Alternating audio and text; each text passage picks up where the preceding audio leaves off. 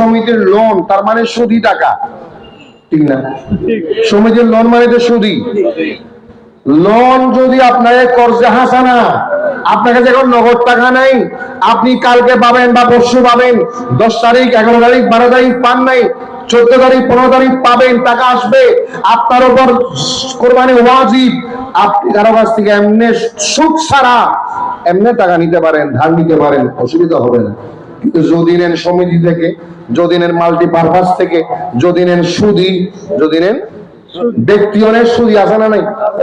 ব্যক্তি সুদি আছে না নাই? 50,000 নিলেন, আপনি বলছেন 1 মাস পরে 55,000 দেব, 55,000 দেব। আমি বলবো এটা হারাম, হারাম, হারাম, জায়েজ হবে, জায়েজ হবে না। আপনি কোরবানি করবেন আল্লাহর জন্য হারামের টাকা দিয়ে, সুদি টাকা দিয়ে, না, হবে না। ওই কোরবানি বৈধ হবে না, কবুল হবে না। করার দরকার হারাম টাকা দিয়ে কোরবানি করার দরকার, কোরবানি করবেন হালাল টাকা দিয়ে, বৈধ টাকা দিয়ে, সঠিক প্রতিদিন খাম দিয়ে, ইনশাআল্লাহ সে কোরবানি আল্লাহ দরবারে কবুল হয়ে যাবে। বলুন সুবহান।